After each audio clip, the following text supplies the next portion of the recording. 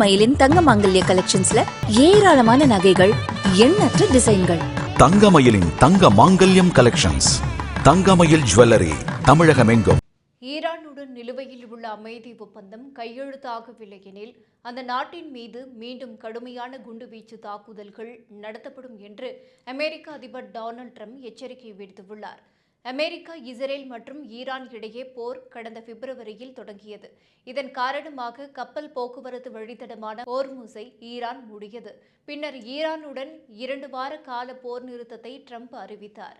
மேலும் பேச்சுவார்த்தைக்காக போர் நிறுத்தத்தை அதிபர் ட்ரம்ப் நீட்டித்தார். இந்நிலையில் ஒரு பக்க அளவிலான புரிந்துணர்வு ஒப்பந்தத்தை எட்ட அமெரிக்காவும் ஈரானும் முன்வந்துள்ளதாக தெரிகிறது. மேலும் அமெரிக்கா மற்றும் ஈரான் இடையே ஒரே பக்க புரிந்துணர்வு ஒப்பந்தம் உருவாகும் நிலை ஏற்பட்டுள்ளதாக சர்வதேச ஊடகங்கள் தெரிவித்துள்ளன.